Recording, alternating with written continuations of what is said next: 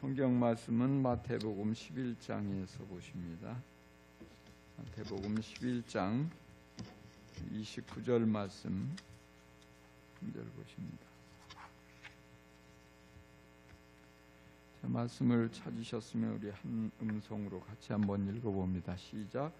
나는 마음이 온유하고 겸손하니 내 멍에를 메고 나한테 배워라. 그리하면 너희는 마음의 쉼을 얻을 것이다. 아멘. 다시 한번 더 읽어봅니다. 시작. 나는 마음이 온유하고 겸손하니 내 멍에를 메고 나한테 배워라. 그리하면 너희는 마음의 쉼을 얻을 것이다. 아멘. 먼저 설교에 앞서서 지금 코로나가 아주 크게 확산되고 있습니다. 그러니까 여러분들이 조금 불안하신 분들은 마스크를 착용해도 괜찮아요. 다른 사람 의식하지 말고 마스크를 착용하셔도 좋고, 이런 때는 또 요령껏 이렇게 수요예배 같은 데는 이제 우리 교인들이 많지 않으니까 떨어져 앉아서 이렇게 드려도 이렇게 거리 뭐라고 그랬어요? 우리가 그동안 그것도 다 잊어버렸는데 거리두기 하면서 또 예배도 드리고, 그리고 이렇게 컨디션이 좀 안 좋으면 영상으로 예배 드리셔도 됩니다. 그렇다고 그냥 교회 가기 싫으니까 뭐 코로나인 척 하면 안 되고, 지금 코로나가 많이 확산되니까 서로를 지켜주는 것도 중요하고, 또 나도 자신도 지켜내는 것도 중요해요. 제가 우리 지체한테 전화를 받았는데 너무 아프다고, 죽을 것 같이 아프다고 이런 전화도 받고, 그러니까 아마 이번 코로나가 우리가 뭐 이제 하도 지나다 보니까 우습게 생각하는데 조금 강한 것 같아요. 그래서 제가 또 오늘도 전화를 받았는데 우리 세계 선교 훈련원 원장님이 전화를 해가지고, 목사님, 내가 내일 모레 꼭 우리 일본 선교사 MUT 프로 그 수료 예배 참석하고 또 총장님하고 만나서 그 세계 선교 훈련원 그 임대 계약을 또 맺어야 되니까 꼭 가려고 했는데, 가야 되는데, 그래서 호텔까지도 이렇게 예약을 해놨는데 못 가겠다고, 코로나 걸려서. 절 보고 그 호텔에 가서 자라고, 그래서 제가 좋은 호텔에 공짜로 하루 자게 생겼어요. 원래 저는 당일치기로 아침에 갔다가 저녁에 오려고 생각을 했는데, 이 목사님은 절대 그러지 않아요. 포항에서 창원 와도 호텔 잡아야 되고 여기 자고 가야 되고, 그래서 조금 대전이 조금 뭐 일일 생활권은 되지만은 왔다 갔다 한꺼번에 하기 좀 피곤한데 좀 잘 됐다 이런 생각은 좀 드는데요. 아무튼 간에 많이 아프다고 그러더라고요. 많이 아프다고. 그래서 우리가 조심해야 되고 또 서로를 보호해 주는 것도 필요해요.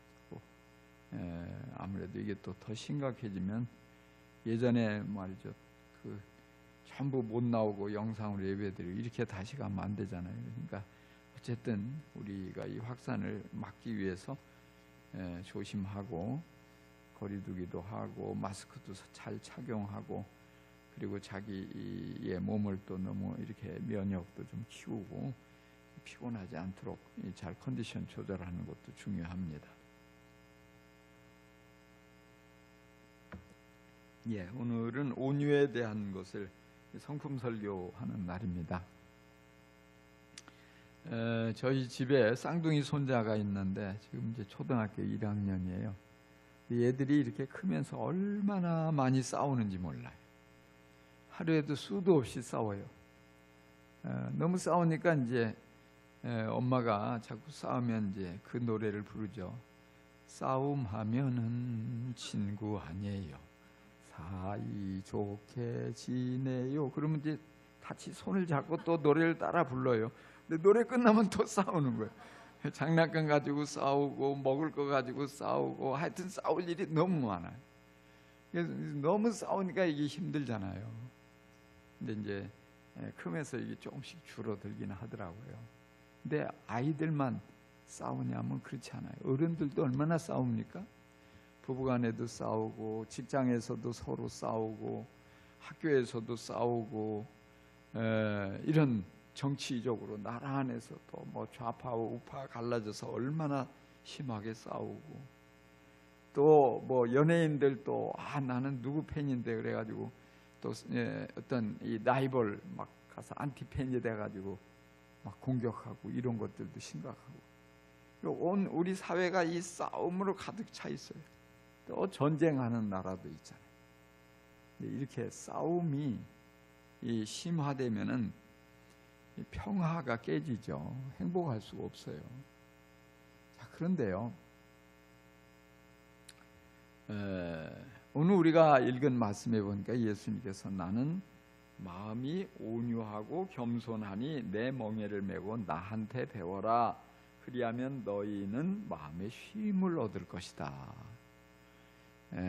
육체적인 쉼 못지않게 마음의 쉼이 얼마나 중요해요.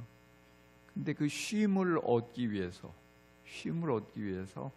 어떻게 해야 되냐? 예수님께 배워야 됩니다. 뭘 배웁니까? 마음이 온유하고 겸손한 예수님의 마음을 배우면 우리 마음에 쉼을 얻습니다. 그래서 특별히 오늘 온유한 마음을 여러분들이 배워야 돼요. 우리 예수 믿는 건요, 예수님께 배우는 거예요. 배우는 삶. 특별히 그 성품을 배워가는 삶이에요. 근데 예수님이 나는 마음이 온유하다.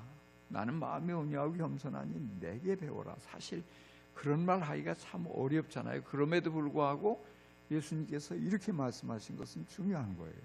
실제적으로 예수님 죄가 하나도 없으신데 사람들이 예수님 죄를 뒤집어 씌워 십자가에 매달아도 그것을 순순히 감수하잖아요. 정말 베드로가 칼을 빼가지고 이제 대제사장의 종 말고의 귀를 잘랐잖아요. 원래 귀를 겨냥한 게 아니라고요. 머리를 겨냥했는데 이게 칼이 빗나가서 귀가 떨어지는 거죠. 그러나 예수님 이것까지 참으라 하면서 귀를 다시 붙여주고, 그리고 순순히 붙잡혀 가시잖아요. 온유한 마음, 힘이 없어서가 아니에요. 이 온유하다는 건 힘이 있음에도 불구하고 그 힘을 다 사용하지 않고 이제 어떤 양보하는 것이고, 다투지 않는 것이고, 또 그런 거예요. 그래서 우리가 내가 온유한 사람이냐 그렇지 않은 사람이냐, 이걸 점검하기 위한 딱 하나 중요한 잣대가 있어요. 그게 뭐냐면, 여러분에게 잘못한 사람이 있잖아요. 뭐 작게는 내가 없을 때 뒤에서 뒷담하고 내 욕하고 내 흉보고 막 이상하게 과장해서 이런 사람. 그리고 누가 그랬다면 여러분 반응이 어때요? 마음이 어때요? 막 미운 감정이 안 들어요? 어떻습니까? 싸우고 싶고 한바탕 하고 싶고, 가서 네가 나한테 그럴 수가 있어? 내가 정말로 네가 그런 거 봤어? 막 하면서 싸우고 싶은 게 본능이잖아요. 그리고 그 사람 생각만 하면 열받잖아요. 막 자다가도 벌떡 일어나게 되고, 미운 마음에 어쩔 수가 없는, 이게 본능이잖아요. 그런데 온유한 사람은요, 미워하기보다는 불쌍하게 생각되는 거예요. 그 사람이 불쌍해지는 거예요. 참 할 일이 그렇게 없을까? 저 사람 어떻게 평생토록 저러고 살아? 저렇게 저런 일에 정말 자신도 얼마나 힘들 거야. 저렇게 괜히 나를 미워하고 나를 욕을 하고 나한테 해를 입히고, 또 그 외에도 경제적으로 손해를 입히거나 또 여러 가지 내게 있는 중요한 걸 빼앗거나 뭐 이런 사람, 우리가 본능적으로 미워할 수밖에 없잖아요. 가서 할 수 있으면 내가 막 힘으로 하든지 멱살이라도 붙잡고 흔들든지, 아니면 머리카락이라도 뜯어서 뽑아버리든지, 내가 할 수 있는 뭐라도 하고 싶은 이게 본능인데, 그러나 우리가 예수님을 생각하면서 참는 거죠. 그러니까 그냥 억지로 참으면 이게 스트레스가 커져요. 병이 될 수 있어요. 근데 뭐예요? 주님의 마음을 가지고 그를 바라볼 때 불쌍히 여기는 거예요. 불쌍히. 참 안 됐다. 참 불쌍하다. 저러고 얼마나 힘들까. 이런 우리가 그래서 예수님의 이런 모습, 사실 예수님 그래서 보면 그런 마음이 있으니까 늘 예수님 주위에 말이죠, 죄인들, 세리들, 창녀들, 이런 사회에 아주 그야말로 불쌍하게 생각하기가 어려운 사람이에요. 사실은 왜 죄를 지은 사람이잖아요. 또 정말 같이 했다가는 사람들에게 오해받기 십상이고 말이에요. 이런 사람들, 또 정말 나라의 매국노 같은 사람들. 그런데 그 화를 내지 않는 거예요. 그 사람들을 너 왜 나한테 왔어? 그러지 않는 거예요. 째려보지 않는 거예요. 그러니까 그들을 불쌍히 여기니까 이 사람들이, 이 바리새인들이나 이런 사람들한테 늘 치이고 욕도 먹고 아주 쫓겨나고 이랬던 이들이 예수님 주위에 이렇게 몰려오는 거예요. 그들과 함께 식사도 하시고. 이 온유한 마음이에요. 온유한 마음. 우리가 성경 안에서 보면은요, 이제 대표적으로 온유한 사람이 모세예요. 모세. 근데 모세는 힘이 셀까요? 약할까요? 모세는 힘이 센 사람이에요.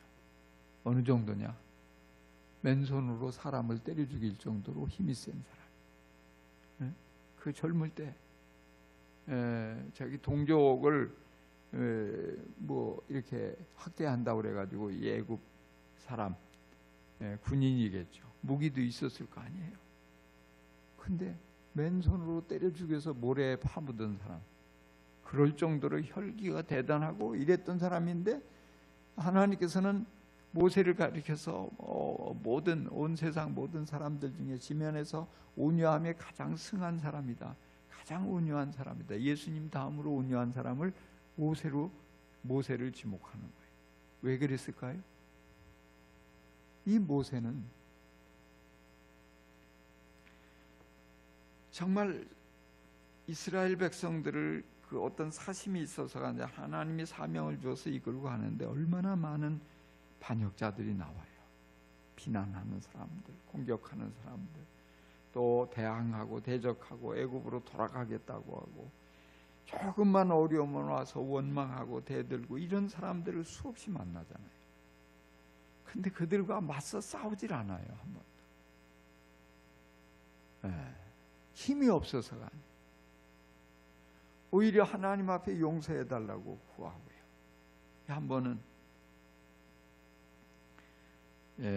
모세가 구스 여인, 지금으로 치면 쉽게 말하면 이제 흑인이죠. 얼굴이 검은 여인, 얼마나 예뻤는지 매력이 있었는지 모르겠는데 그 여인을 아내로 맞이했단 말이에요. 그러니까 그것을 가장 가까이에서 모세를 돕고 모세와 함께 했던 그 모세의 그 누이와 형이 비난을 하는 거예요. 어떻게 비난하냐면, 너만 선지자냐, 우리도 하나님의 선지자고 하나님께서 우리에게도 말씀하시고, 근데 왜 혼자 독점하듯이, 그 리더십 독점하듯이 말이지 그렇게 하느냐 막 해가면서 온갖 이 문제를 가지고 비난하면서 이런 리더십, 지도력에까지도 공격을 하는 거예요. 그럼에도 불구하고 모세가 같이 멱살잡이를 하고 싸우는 게 아니에요. 그럼 우리 얼마나 누가 더 잘났는지 한번 대볼까? 지금 이렇게 하지 않는 거예요. 가만히 있는 거예요. 가만히 있는 거예요. 하나님께서 변호를 해주시는 거예요. 모세는 너희들하고 결이 달라. 나는 모세와 직접 대면해서 얘기하고, 어떻게 모세와 같다고 할 수 있냐. 그래가지고 이 미리암을 갖다 문둥병에 걸리게 하시잖아요. 그러니까 하나님께서 이렇게 편이 되어 주시는 거예요. 그런 모습. 그래서 마태복음 5장 5절에서도 보면 팔복을 말씀하면서 세 번째로 온유한 자는 복이 있나니 저희가 땅을 기업으로 얻을 것이며 그랬어요. 이 말이 무슨 말이에요? 땅에서 잘되게 복을 주신다 이 말이에요. 하나님께서 제일 먼저 나와 마음이 가난한 자는 복이 있나니 뭐예요? 저희가 천국이 저희의 것입니다. 하늘 복을 얘기하죠. 중요한 거 마음에 가난한 거. 뭐 이것도 마음과 연결. 근데 세 번째로 그 온유한 자를 말씀하시잖아요. 온유하면 하나님께서 복을 약속해 주셨어요. 잘 되게 해주신다. 형통하게 해주시고 하나님이 편히 되어 주시니까 복을 부어 주시는 거예요. 그래서 우리는 이 온유함을 죽을 때까지 배워야 돼요. 온유함을 계속해서 연습해야 돼요. 이게 하루아침에 되지 않죠. 그러나 뭐예요? 온유하게 같이 세상 사람들처럼 맞서서 싸우고 어떻게든지 힘자랑하고 할 수 있는 모든 것을 동원해 가지고 어떤 복수하고 이게 아니고 하나님의 손에 내어 맡기고 그리고 불쌍히 여기고 다투지 않고 용서하고 사랑하고 섬겨주고 오히려 이거죠. 이게 온유란 말이에요. 그래서 대표적인 온유한 사람 우리는 아브라함을 예를 들 수가 있어요. 아브라함이 하나님의 부르심을 받아서 저 갈대아 우르에서 나왔잖아요. 또 하란에서 멈추었다가 이제 아버지가 죽고 난 후에 또 하나님 부르셔서 다시 이 약속의 땅 가나안으로 온단 말이에요. 근데 오는 과정에 한 사람 바로 그의 조카 롯을 데리고 오자는 롯. 그러니까 이 롯은 아브라함은 큰아버지예요. 큰아버지. 단순한 삼촌이 아니고 작은 아버지가 아니고 큰아버지. 동생의 자식이라고. 근데 아버지가 일찍 죽어서 자기가 아들처럼 이제 아브라함이 이렇게 데리고 다니고 거두고 그러는 거예요. 맨손으로 이 아브라함 따라왔다가 롯은 부자가 됐어요. 그것도 큰 부자가 됐어요. 근데 부자가 되고 나니까 우리가 원래 처음에는 어려울 때는요 의지하고 존경하고 따르고 잘하지만 부자가 되고 힘이 있으면요 왠지 자기도 모르게 어깨에 힘이 들어가는 거예요. 그래서 이 아브라함 덕에 큰 부자가 됐지만은 근데 부자의 생각은 만족이 없어요. 더 큰 부자가 되고 싶은 거예요. 근데 이 목자들끼리 대판 싸움이 벌어진 거예요. 왜냐하면 목자들의 관심은 늘 우리 양의 좋은 풀을 먹이고 아주 깨끗한 물을 충분히 마시고 이게 중요하거든요. 근데 늘 서로 부딪히는 거예요. 경쟁해야 되는 거예요. 그래서 이 아브라함의 목자들과 롯의 목자들끼리 대판 싸움에 붙어가지고 아마 뭐 어떤 사람은 눈탱이가 밤탱이가 돼 있고 머리통이 깨진 놈도 있고 팔이 부러진 놈도 있고 막 이래가지고서 얼마나 심하게 이제 이렇게 막 싸우는 거예요. 그래가지고 주인한테 가서 잃는 거예요. 그러니까 롯이 그런 목자들의 그런 모습, 이 풀과 물 경쟁하다가 서로 막 네가 옳으니 이건 내 거니 내가 먼저 왔니 내가 먼저 점찍었니 뭐 이렇게 하면서 싸움이 붙었겠죠. 그래가지고 그런 상황 그래도 아브라함을 생각하면 롯이 어떻게 해야 돼요? 그럴 수 없잖아요. 근데 뭔가 태도가 달라진 거예요.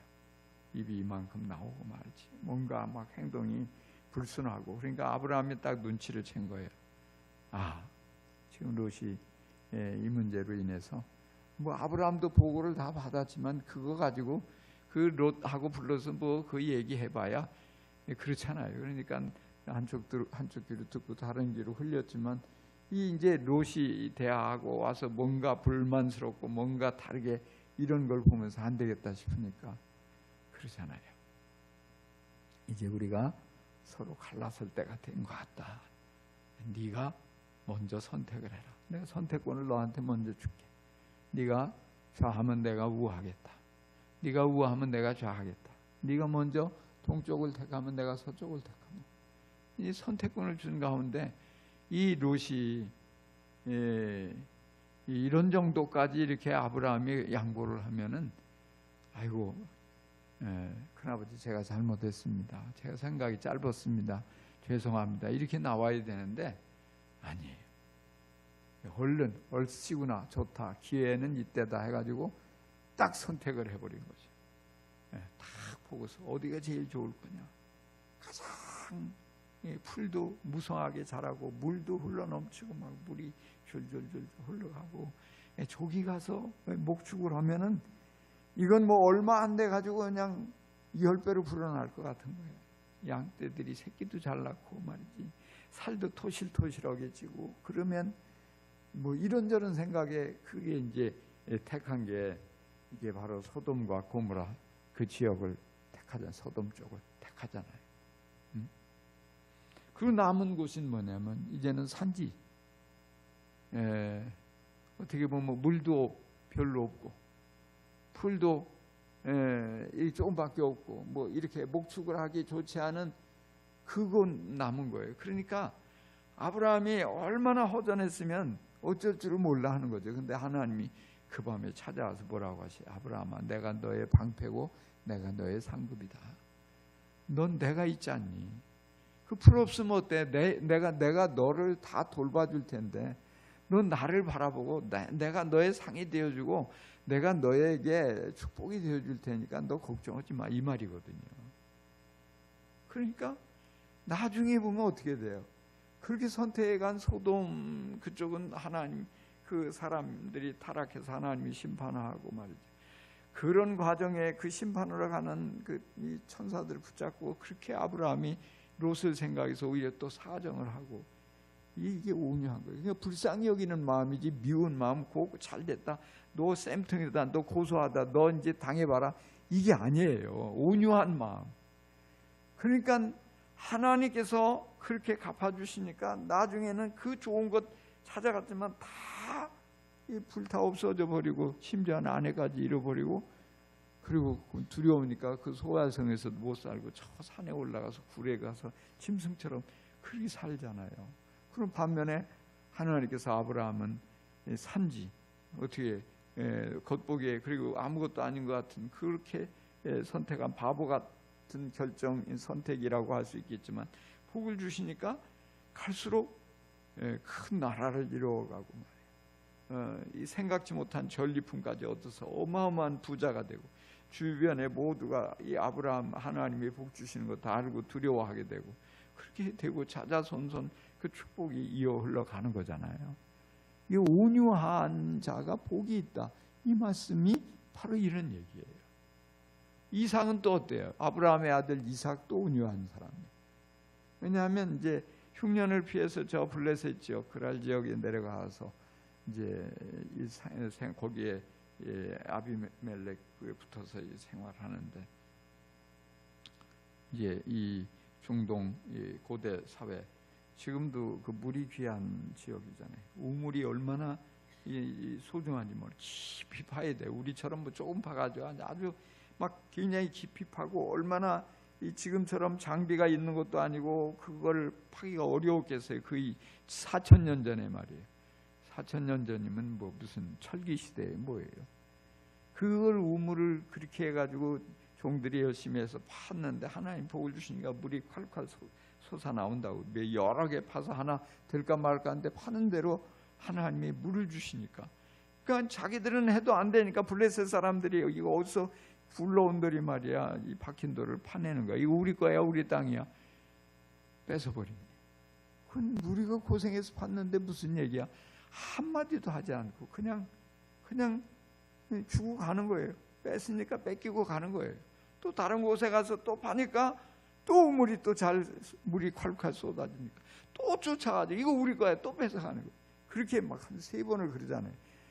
그러면 지렁이도 밟으면 꿈틀한다고 같이 싸워볼 법도 한데 그냥 다투지 않았다고. 다투지 않고 그냥 주는 거예요. 뺐으니까 뺏기는 거예요. 그리고 나중에는 이제 파도 이제 양심이 있는지 더 이상 쫓아오지 않으니까 여기서 이제 하나님이 우리를 크게 번성케 해주신다. 이름도 붙이고. 근데 나중에 보니까요, 그런 짓을 다 해도 안 되는 거예요. 근데 하나님은 그렇게 다 뺏기는 것 같은 이 이삭에게 복을 주셔가지고 한 해 막 100배나 막 얻게 되고, 또 목축을 하면 목축한 대로 양떼와 소떼가 막 늘어나고 말이죠. 이 블레셋 사람들이 말이에요, 보고서 하나님이 복을 주시는 것을 알게 되니까 나중에 그 왕이 이 그랄 왕이 군대 장관을 이끌고 조약을 맺으러 오는 거예요. 왜? 뭐가 아쉬워요? 어떻게 보면 이삭이 조약을 맺자고 사정을 해야 될 판인데 찾아오는 거예요. 우리 서로 이 불가침 조약을 맺자. 이 동등한 가운데. 이게 뭐냐면 하나님이 복을 주시는 걸 알고 뭔가 이제는 잘못한 것이 있으니까 좀 잘 보여 보려고 그렇게 찾아오는 거예요. 사정을 하는 거예요. 바로 오늘 우리들이 하나님께 정말 이렇게 크고 좋은 복을 풍성하게 얻기를 원한다면, 하나님이 우리의 편이 돼서 이렇게 싸워주시는 것을 수없이 경험하고 그렇게 살아가기를 원한다면 온유한 사람이 되어야 돼. 온유함을 배워가야 되는 거예요. 온유함. 그래서 주님의 그 온유한 성품을 늘 주님을 바라보면서 우리가 배워가는 거예요.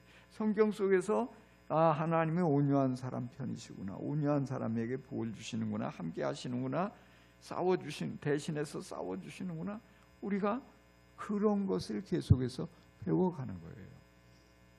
그래서 우리의 신앙의 성숙이 다른 데 있지 않아요.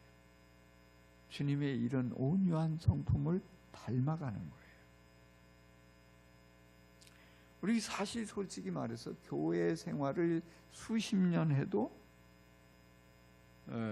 이런 온유한 성품을 배우지 못하면은요, 세상 사람들하고 똑같아요. 그래서 싸우는 거예요. 다투는 거예요. 오늘 교회 안에 다툼이 얼마나 많이 있냔 말이에요. 근데 그렇게 진리와 비진리 문제를 놓고 다투면 괜찮은데 그게 아니에요. 아무것도 아니에요. 이렇게 한다고 저렇게 한다고 그게 크게 중요하지 않은, 크게 결과가 달라지지 않는데 자존심 때문에 다투는 거예요.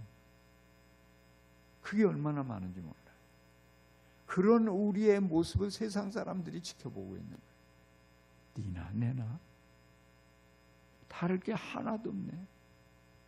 주일날 성경책 끼고 교회 가는 거 빼고는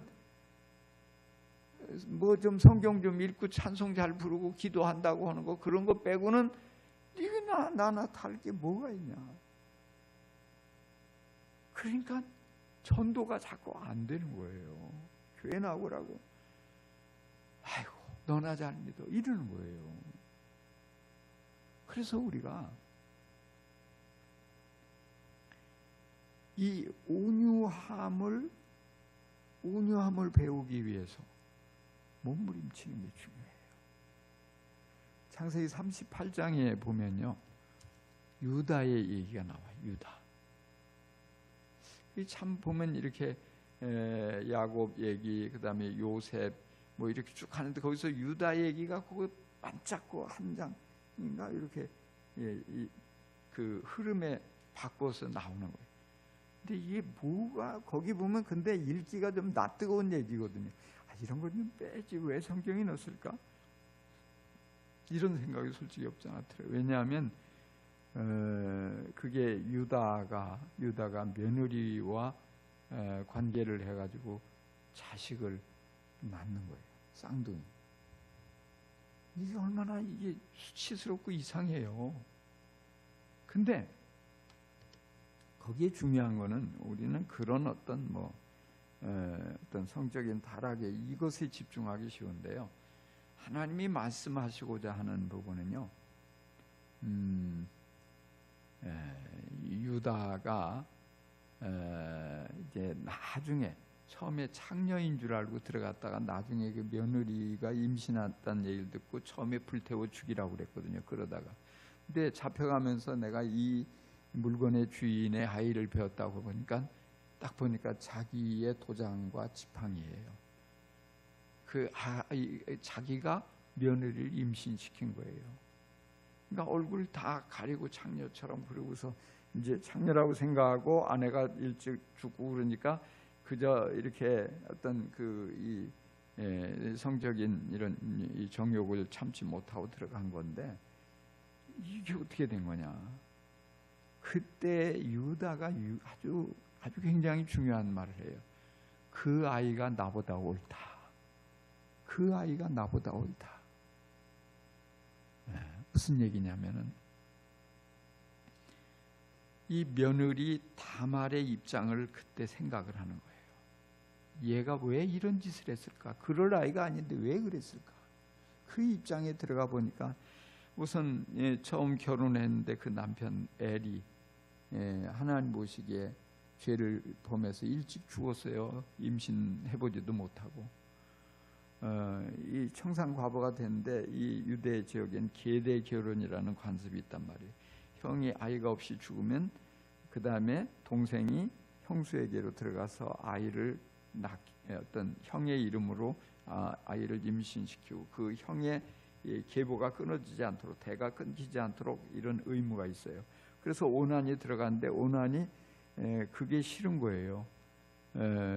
자기의 아이가 형의 이름으로 이렇게 이어져 가는 것이 싫으니까 이제 어떤 밖에다가 사정을 하고 막 이렇게 하는데 하나님이 그거를 지켜보시고 그도 쳐서 죽여버리는 거예요.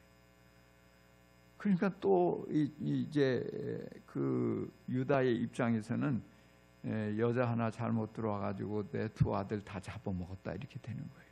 사실은 다말이 잘못해서가 아니라 아들들이 하나님 보시기에 악한 행동을 해서 죽인 거예요. 그러나 결과적으로 다말은 임신 한번 해보지 못하고 그렇게 끝나게 생긴 거예요. 그럴 때 어떤 사람들의 오해와 이런 자신 여인으로서의 이런 모든 짊어진 부담과 이런 게 너무 큰 거예요. 자기가 그래서 이제는 세 번째 아들을 기다리고 있는데 이 아이가 장성했어도 이제 들여보낼 때가 됐는데 안 들여보내고 있는 거예요. 왜냐하면 얘도 또 이 결혼을 시켜서 이렇게 가면 또 다말에게 가면 죽을까봐 두려움에 지금 그러니까 이게 안 되겠다 싶으니까 이제 자신이 어떤 그 살아남고자 하는 또 자신의 어떤 누명을 벗고자 하는 이런 마음 가운데 꾀를 쓴 거예요. 그게 뭐냐면 창녀로 분장을 해가지고 유다를 유혹해서 그렇게 임신한 거예요. 죽을 각오를 한 거죠. 그때에 보통 사람 같으면 유다가 그래도 그렇지 어떻게 시아버지를 유혹할 생각을 해. 죽여야 돼. 또는 그렇게 죽임으로 인해서 뭐냐면 자신의 이런 모든 것이 그래도 빨리 덮어질 수도 있잖아요. 그러니까 그 상대의 잘못과 문제를 자꾸 들먹이면서 공격할 수 있는데 그렇게 하지 않는 거예요. 그래서 보통 우리는 뭐냐면 내가 너보다 낫다 이 말이거든요. 나도 잘못했지만 너의 잘못은 내 잘못보다 더 크다 이 말이거든요. 그래서 싸울 때 보면 부부간에도 그렇잖아요. 서로의 잘못을 들추어내고 목소리를 높이는 거예요. 너는 뭘 잘했냐? 네 잘못이 더 크지 않냐? 이거잖아요. 근데 이게 우리가 조금만 바뀌어가지고 유다처럼 네가 그래도 나보다 옳다. 이러면 싸움이 성립이 되겠어요? 다 사라지는 거죠. 네가 나보다 옳다. 너는 잘했냐? 이게 아니에요. 다말의 잘못과 이런 문제가 분명히 있어요. 근데 그걸 들추지 않고요.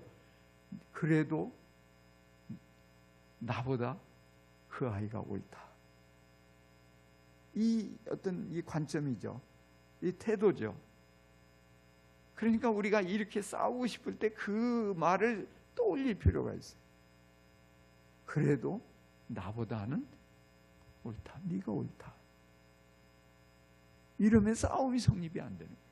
이게 온유한 마음의 열쇠 같아요. 우리가 그런 다툼을 피하는 것. 다툴 일이 많이 있지만 다툴 일이 얼마나 많이 있어요. 기분 나쁘게 하고 내게 손해를 입히고 내 자존심을 건드리고. 그러나 우리가 사실 엄격하게 바라보면 완벽한 사람은 아무도 없는 거예요. 나도 잘못이 있단 말이에요. 나도 실수한 부분이 있어요. 나도 허물이 있어요. 근데 우리는 항상 나의 모든 것은 다 합리화하잖아요. 난 그럴 수밖에 없다고 핑계 대잖아요.